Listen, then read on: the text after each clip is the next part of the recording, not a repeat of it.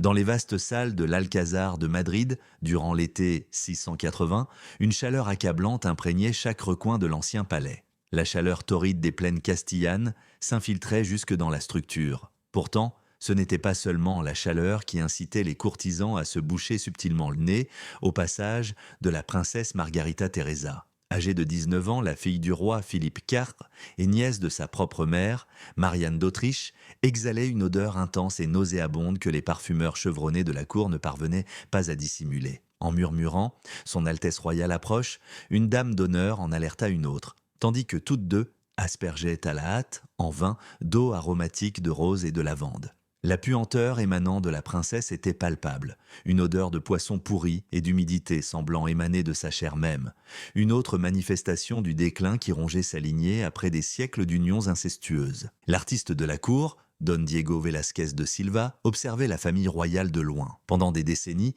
il l'avait représentée et avait été témoin silencieux de l'amélioration et de la déformation progressive des traits des Habsbourg au fil des générations. La mâchoire marquée, les lèvres épaisses, le nez crochu et plus récemment, ces odeurs corporelles inquiétantes qu'aucun médecin de la cour ne pouvait déchiffrer. C'est le prix de la pureté du sang, se souvenait-il des propos du médecin royal Luis Mercado, l'un des premiers défenseurs des dangers des mariages consanguins dans son traité de Morbis Hereditarius de 1605. Cependant, ces mises en garde furent ignorées. Les Habsbourg persistèrent à marier leurs oncles à leurs nièces et cousines germaines, s'efforçant de conserver leurs biens et leur pouvoir au sein de la famille. Dans les cuisines du palais, Maria, l'une des cuisinières, concoctait un remède à base de plantes pour la princesse afin de soulager son odeur désagréable. « Pauvre âme », murmura-t-elle doucement. « Ce n'est pas à sa faute si elle est salinée ainsi », fait référence au contexte historique, tandis qu'elle broie du romarin, du thym et diverses autres herbes dans son pilon. Ce geste évoque les générations successives de Habsbourg qu'elle a servies,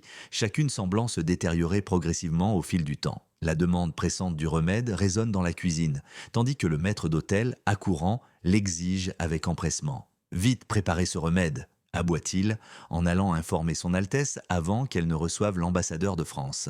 Ce dernier, Jean-Baptiste Colbert, marquis de Torcy, était réputé pour sa perspicacité et sa documentation minutieuse de toutes les activités de la cour en Espagne. Il avait auparavant fourni à Louis XIV des rapports détaillés sur l'état de santé de la famille royale espagnole, information que Louis XIV utilisa efficacement dans ses manœuvres diplomatiques, sachant pertinemment que la dynastie des Habsbourg d'Espagne était proche de son extinction biologique. Un jeune domestique intervint. Aucune herbe ne peut masquer cette odeur, ce qui lui valut une réprimande de la part du maître d'hôtel. « Fais attention à ce que tu dis, mon garçon. » Dans ses appartements privés, la princesse Margarita Teresa pleurait tandis que ses suivantes s'efforcèrent de la préparer pour la réception. Malgré l'abondance de parfums, de cosmétiques et de parures scintillantes, elle reconnaissait son état. Les miroirs, d'une honnêteté implacable, affichaient l'image d'une femme aux traits disproportionnés. Une mâchoire dominante de Habsbourg, des yeux creux, une peau pâle et malade. « Votre Altesse » appela l'ambassadeur, annonça le chambellan depuis la porte,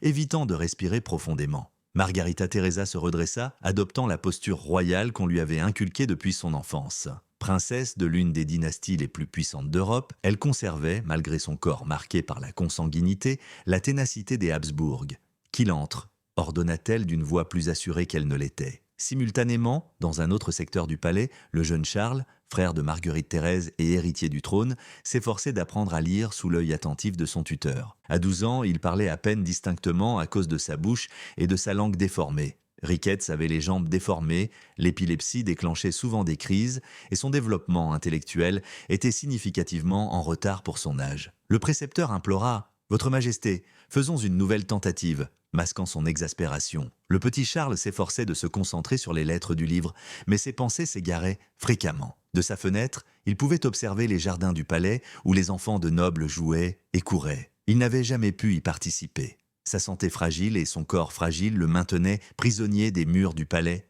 à l'abri de toute maladie qui pourrait s'avérer fatale pour sa constitution fragile. Pendant ce temps, dans la salle du conseil, Philippe IV, désormais âgé et fatigué, délibérait avec ses ministres sur l'avenir de la monarchie. La guerre contre la France épuisait les ressources, la gestion des colonies américaines devenait plus difficile et l'économie espagnole chancelait. La question qui perturbait le roi était de préserver sa lignée. Le duc de Medinaceli, Premier ministre, suggéra « Sa Majesté devrait envisager le mariage du prince Charles ».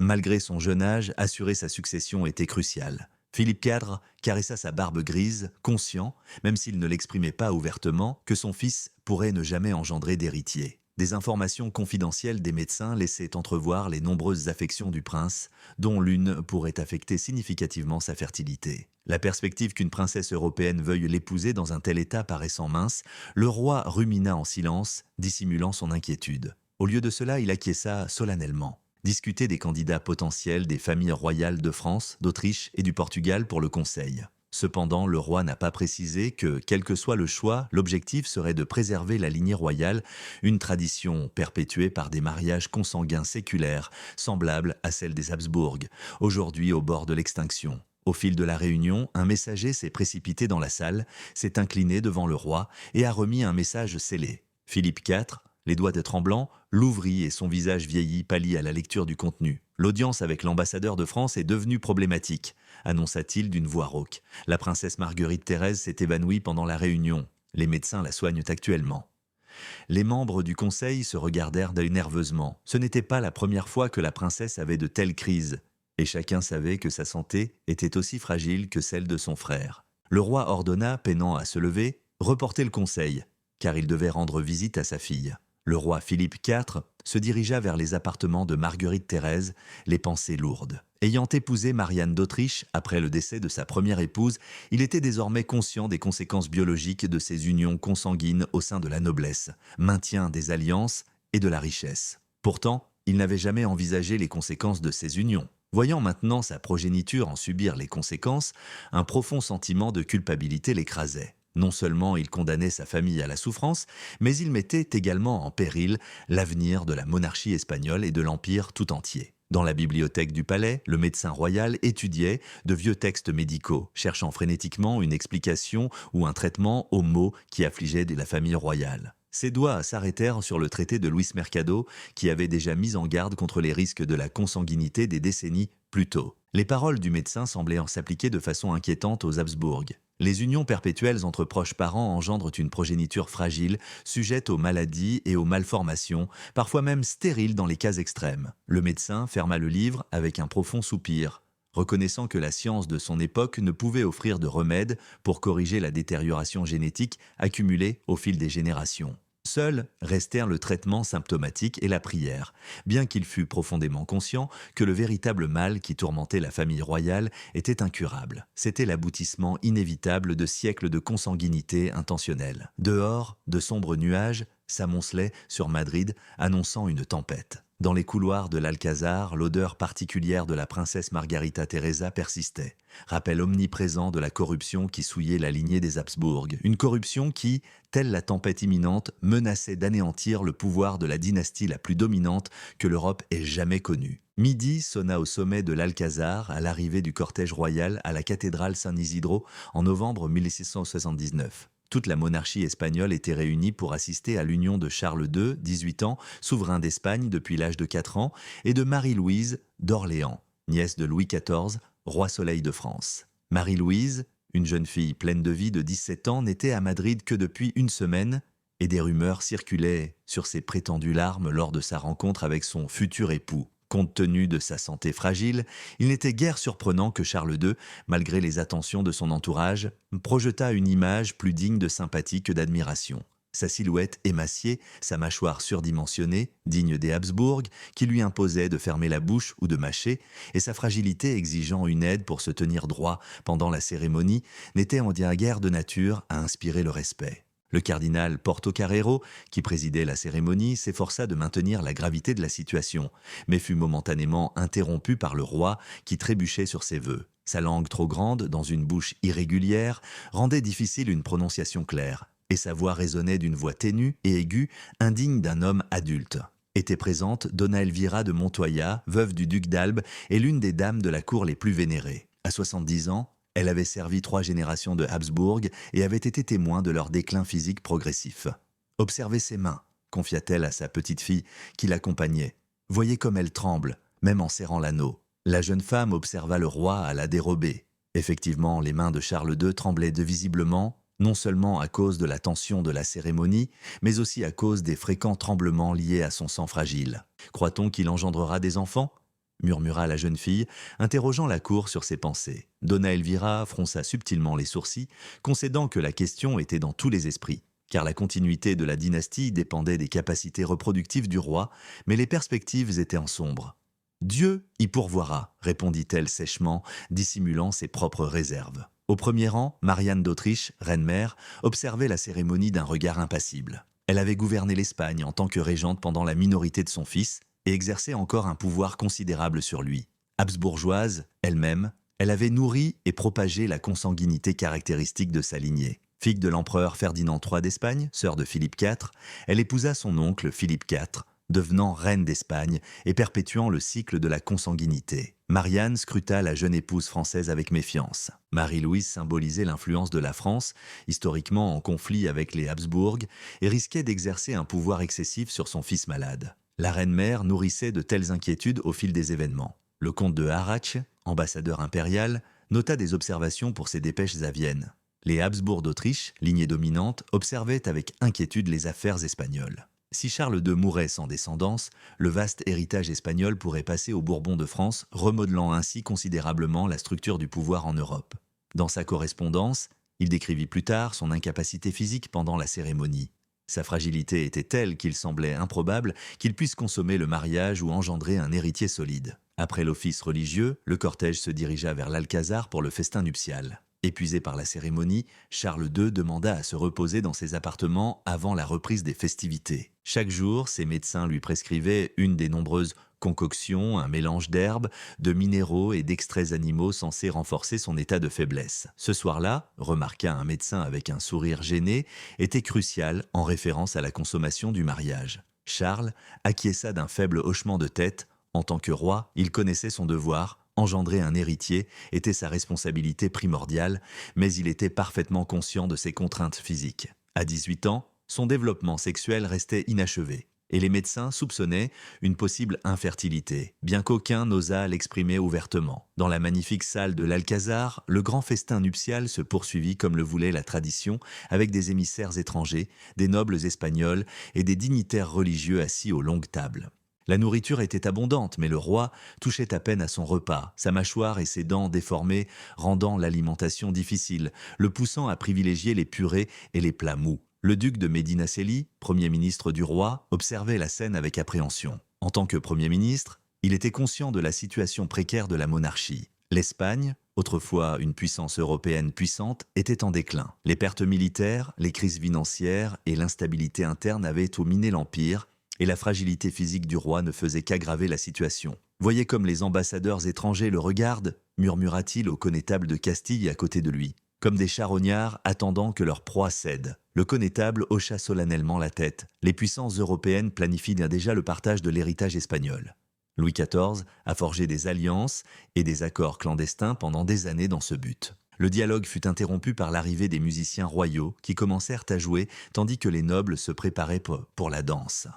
Charles II, assis sur son trône aux côtés de sa dernière épouse, montra plus de vitalité. Marie-Louise, d'abord mécontente de rencontrer son époux, se montra gracieuse et attentionnée envers lui, comprenant sa position de reine consort. Parmi la foule se trouvait Don Francisco de Quevedo, Ivy Legas, poète et écrivain satirique, qui, malgré son âge avancé, conservait une certaine importance à la cour. Il observait la scène d'un regard perspicace, remarquant des aspects que les autres ne percevaient pas. « Observez les yeux du roi », confia-t-il à un jeune poète à ses côtés. « Une mélancolie y demeure qu'aucune couronne ne peut atténuer. C'est le fardeau d'une lignée déclinante. » Le jeune homme acquiesça, ému par la perspicacité de l'aîné. « Croyez-vous qu'il comprenne sa situation difficile ?»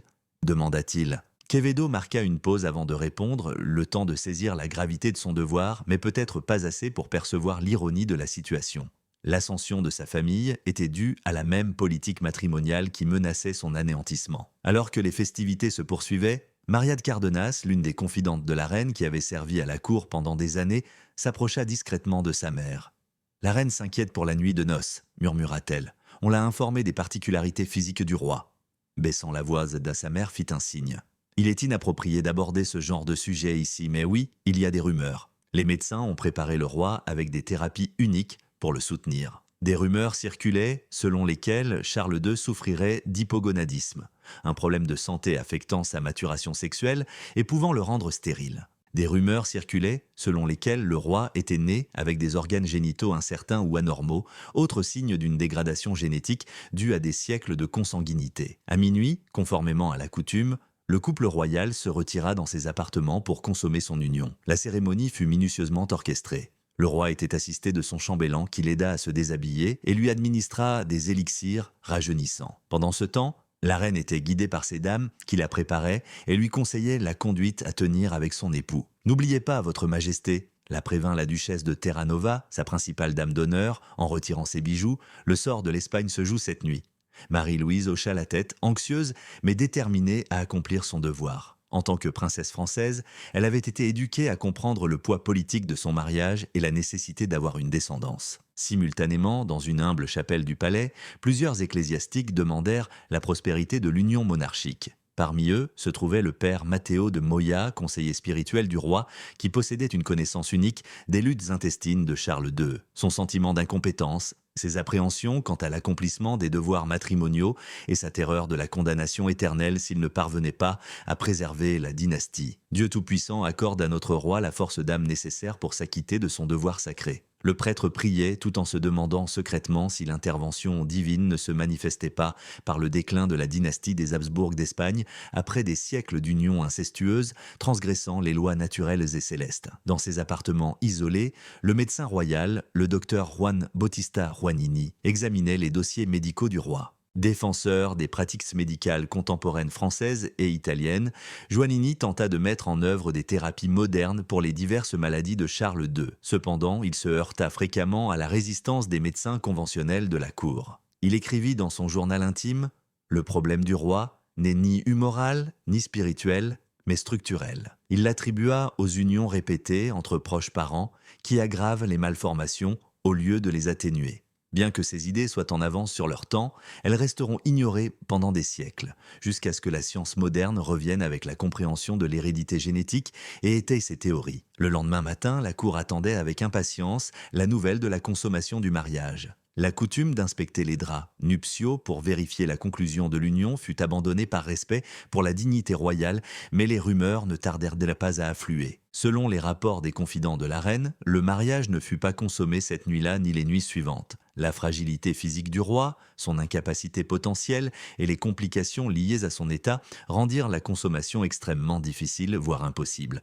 Dans les mois qui suivirent, l'absence d'héritier devint un thème dominant dans les discussions diplomatiques à travers l'Europe. Les puissances commencèrent à manœuvrer pour la lutte de succession imminente. En Espagne, professionnels de la santé, clergés et fonctionnaires de la cour tentèrent désespérément de traiter l'apparente infertilité du roi. Ils consultèrent des médecins étrangers, testèrent des traitements non conventionnels et recoururent même à des pratiques à la limite de la superstition, notamment des bains de sang de taureau, des charmes magiques et des exorcismes pour chasser les esprits supposés empêcher le roi de se reproduire. Cependant, ces remèdes se révélèrent inefficaces. Plus tard, la science moderne révélerait la vérité derrière cette énigme. On soupçonne que Charles II souffrait de plusieurs maladies génétiques dues à la consanguinité, comme le syndrome de Klinefelter ou le syndrome d'insensibilité aux androgènes, pouvant entraîner stérilité et ambiguïté sexuelle. Au printemps 1689, Marie-Louise d'Orléans, son épouse depuis 10 ans, décéda subitement à l'âge de 26 ans, probablement d'une appendicite non diagnostiquée. Sa mort plongea Charles II dans un profond chagrin, mais les affaires de l'État exigeaient une prompte consolation.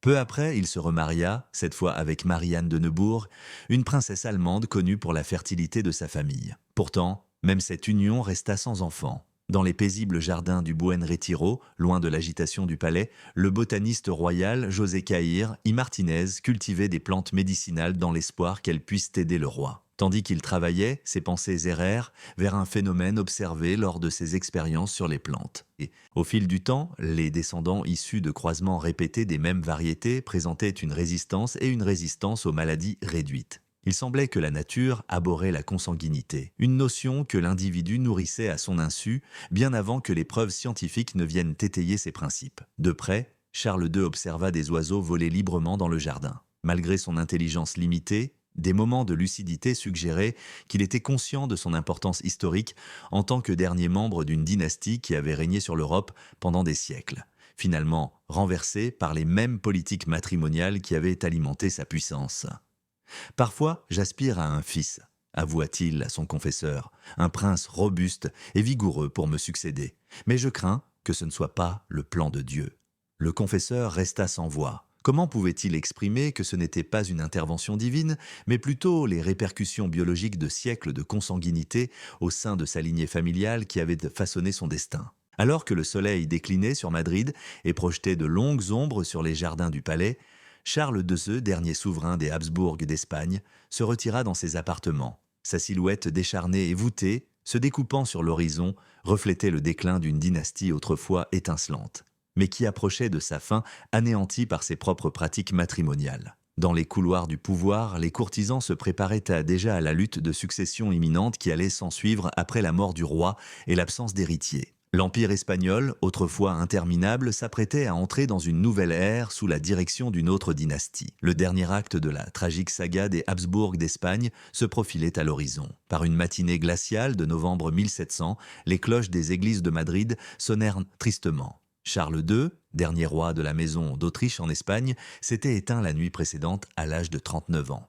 Le corps du roi, marqué par des difformités et des maladies chroniques, reposait dans la chapelle royale attendant les funérailles. Le docteur Juan de Cabriada, l'un des médecins traitants durant les derniers jours du monarque, contemplait le corps avec solennité. Pendant des années, il avait vu le roi souffrir de convulsions, de troubles digestifs chroniques, d'infections persistantes et finalement d'insuffisance rénale. Le marquis de Los Balbaces, intendant en chef du défunt roi, ordonna « Pratiquer une autopsie. Nous devons connaître la cause précise du décès. » Cabriada obtempéra, nourrissant de sombres soupçons, bientôt confirmés par ses conclusions, une mesure inhabituelle mais nécessaire dans les circonstances. Dans son rapport, il décrivait un individu hémorragique, doté d'un cœur miniature, de poumons décomposés, d'intestins pourris, d'un unique testicule noir comme du charbon et d'un crâne rempli d'eau. Ces anomalies, incompréhensibles pour la médecine contemporaine, seraient finalement identifiées comme les symptômes de multiples maladies génétiques nées des mariages mixtes extrêmes des Habsbourg d'Espagne. Dans les salles de l'Alcazar, les nobles espagnols et les émissaires étrangers se rassemblèrent pour entendre la lecture du testament royal. L'air crépitait d'impatience. Depuis des décennies, les puissances européennes s'interrogeaient sur la succession espagnole, attendant la disparition inévitable de Charles II sans héritier direct. Lorsque le notaire en chef du royaume décela le document et commença la récitation solennelle, une vague de surprise parcourut l'assemblée en arrivant au passage crucial. Le comte Arac, ambassadeur impérial, murmura son désarroi en apprenant que Charles II avait désigné Philippe d'Anjou, petit-fils de Louis XIV et de Marie-Thérèse, comme héritier universel. Cela signifiait qu'un Bourbon monterait sur le trône d'Espagne, ce que l'Autriche, patrie des Habsbourg, n'avait pas anticipé. Le duc de Medinaceli expliqua calmement « Le roi a choisi ce qui était le mieux pour l'Espagne. Un successeur Bourbon, soutenu par la France, offre de meilleures garanties de maintien de l'Empire qu'un Habsbourg autrichien. » Bien que tacite, il était entendu que cette décision reconnaissait également l'impasse génétique des Habsbourg après des siècles de mariages incestueux symbolisés par le fragile Charles II. Le changement de monarchie nécessitait des impératifs à la fois politiques et biologiques pour la survie du royaume d'Espagne. La nouvelle de la disparition du roi, qui se répandit rapidement, résonna dans les rues de Madrid. Pour le grand public, Charles II était un personnage distant et énigmatique, plus sujet de commérage que d'objet de dévotion. On murmurait ses exorcismes, ses prétendus sortilèges et son infertilité. Derrière ces récits se cachait une vérité biologique, fruit de générations ayant délibérément élevé des individus étroitement apparentés. Dans une taverne près du palais, un groupe de soldats s'aguerris débattait du destin du royaume. « On dit que le prochain roi sera français », commenta l'un d'eux. « Après des décennies de conflits avec la France, nous aurons désormais un Bourbon sur le trône. »«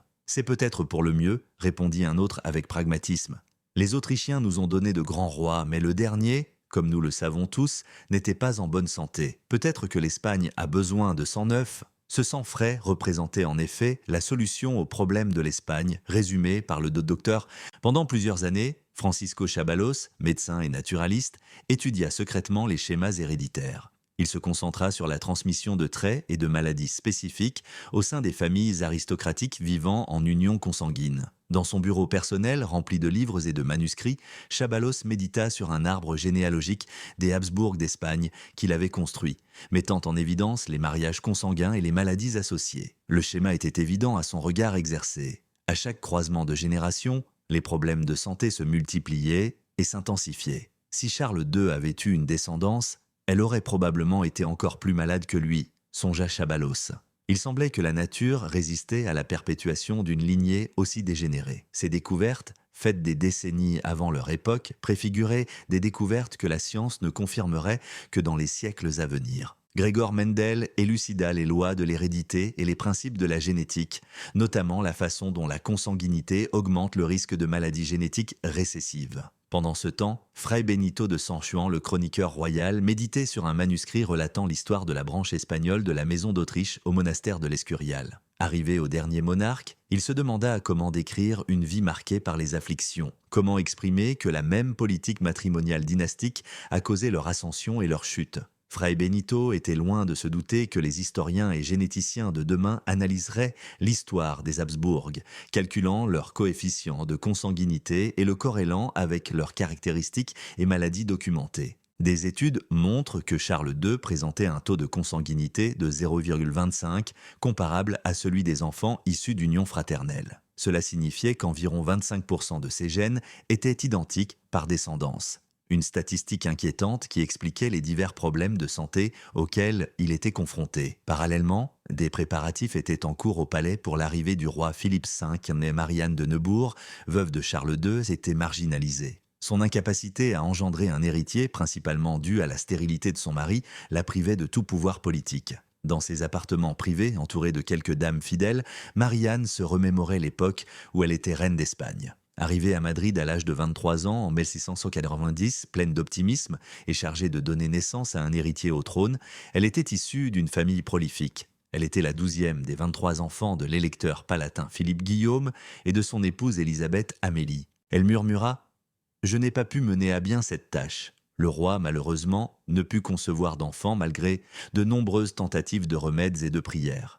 Les médecins de l'époque tentèrent toutes sortes de traitements pour améliorer la fertilité du monarque, allant de régimes alimentaires spécifiques et de concoctions à base de plantes à des méthodes extrêmes comme les bains dans le sang de créatures fraîchement tuées. Des exorcismes furent même pratiqués, présumant que son infertilité pouvait être due à une malédiction ou à un enchantement. Pourtant, aucune de ces approches ne s'avéra efficace. Aujourd'hui, la science moderne attribuerait probablement cela à l'hypogonadisme sévère de Charles II, une maladie caractérisée par une production insuffisante d'hormones sexuelles due à de multiples anomalies génétiques résultant de la consanguinité. Dans les archives de l'Inquisition, le notaire Alonso de Guevara conserva soigneusement les documents détaillant les exorcismes pratiqués sur Charles II.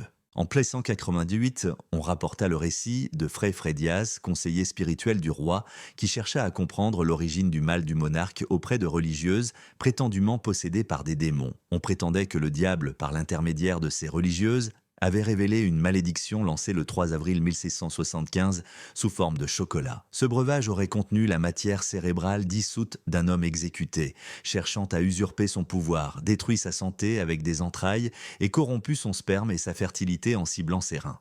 Malgré son éducation pour son époque, Guevara jugeait ces superstitions invraisemblables, mais comprenait leur large diffusion. Charles II, caractérisé par de nombreuses difformités et maladies, semblait défier les explications conventionnelles. Dans une société profondément religieuse, où la science était encore en développement, le recours au surnaturel permettait de comprendre l'inexplicable. Dans les cercles universitaires européens, des doutes sur les mariages royaux émergeaient déjà. Hermann Beraver, figure clé du développement de la médecine clinique moderne et médecin néerlandais, avait formulé des mises en garde contre les unions consanguines, fondant ses arguments sur ses études de famille fréquemment métissées. La nature semble défavoriser les mariages entre proches parents, écrivait-il dans l'un de ses textes. Les enfants issus de tels mariages présentent souvent des anomalies et des maladies que l'on ne retrouve généralement pas chez les enfants de couples non apparentés. Ces concepts, révolutionnaires pour leur époque, allaient mettre des siècles à être pleinement reconnus et compris. Ce n'est qu'avec l'avènement de la génétique moderne que l'on démontrera scientifiquement pourquoi la consanguinité augmente la probabilité de maladies génétiques récessives en augmentant l'homozygosie, c'est-à-dire la présence de 2 copies identiques de gènes, amplifiant ainsi le risque de mutations néfastes qui resteraient normalement cachées derrière des gènes plus sains.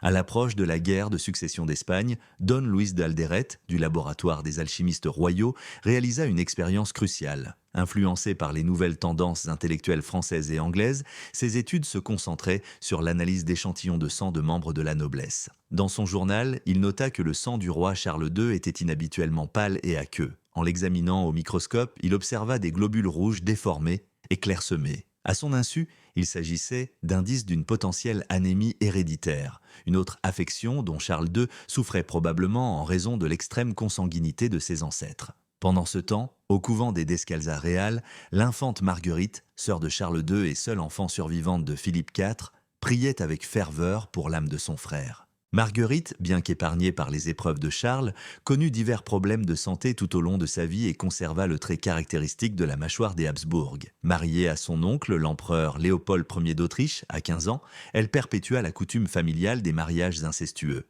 De ses 4 enfants, une seule atteignit l'âge adulte, Marie-Antoinette, qui épousa ensuite son cousin Maximilien II de Bavière, prolongeant ainsi le cycle de la consanguinité. Réfléchissant en égrenant son chapelet, Marguerite songea « Peut-être que Dieu essaie de nous dire quelque chose, peut-être que les unions entre parents aussi proches ne lui plaisent pas ou pas. » Son intuition, acquise en observant l'impact de la consanguinité au sein de sa famille, anticipait des découvertes que la science confirmerait des siècles plus tard. La nature valorise la diversité génétique. La consanguinité extrême défie cette règle fondamentale. Au début de la guerre de succession d'Espagne, les canons marquèrent la fin d'une époque historique. La maison d'Autriche, souveraine de l'Espagne pendant près de 2 siècles, se désintégra avec Charles II. Leur départ laissa derrière lui un héritage aussi déroutant que paradoxal. Sous leur domination, l'Espagne atteignit son expansion territoriale maximale, exerçant une influence sur une grande partie de l'Europe et des Amériques. Pourtant, leur stratégie matrimoniale, destinée à préserver et à accroître leur pouvoir par le biais